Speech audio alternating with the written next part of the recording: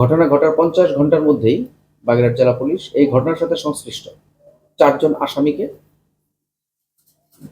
হত্যাকাণ্ডে ব্যবহৃত ছুরিসহ অ্যারেস্ট করতে সমর্থ হয়। আড্ডা থেকে একসাথে পথ চলা, কিন্তু সেই ঘনিষ্ঠতার শেষ পরিণতি যে এত নির্মম হবে তা কেউ কল্পনাও করেনি। বাগেরহাটের আইনজীবী নিজামুদ্দিন শান্ত হত্যাকাণ্ডের মাত্র ৫০ ঘন্টার মাথায় রহস্য উন্মোচন করেছে পুলিশ। চাঞ্চল্যকর এই হত্যা মামলায় জড়িত থাকার অভিযোগে নিহতের অত্যন্ত ঘনিষ্ঠ ৪ জন বন্ধুকে গ্রেপ্তার করা হয়েছে। রবিবার রাতভর বাগেরহাট শহরের হাড়িখালি এলাকায় অভিযান চালিয়ে তাদের গ্রেপ্তার করে পুলিশ। অভিযানে উদ্ধার করা হয়েছে হত্যাকাণ্ডে ব্যবহৃত ধারালো ছুরিটি।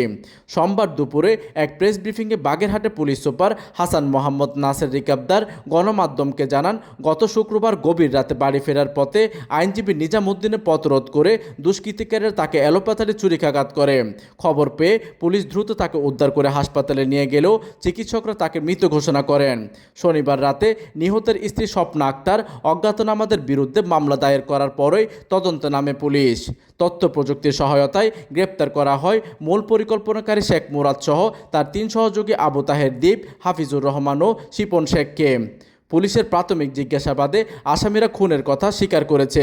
অবাক করা বিষয় হলো, হত্যাকাণ্ডের মূল নেতৃত্বে দেওয়া মুরাদ ঘটনার দিন রাত 10টা থেকে শুরু করে মৃত্যুর শেষ পর্যন্ত আইনজীবী নিজামের সাথেই ছিলেন।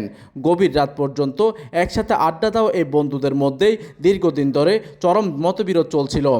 তবে ঠিক কী কারণে বা কিসের দোষারোপে তারা এই নৃশংস পথ বেছে নিল তা নিশ্চিত হচ্ছে আসামিদের রিমান্ডে নিয়ে আরও জিজ্ঞাসাবাদের প্রস্তুতি নিচ্ছে পুলিশ। প্রতিনিধির তথ্য ও পাঠানো চিত্রে ডেস্ক নিউজ, আজকাল বার্তা 24, বাগেরহাট।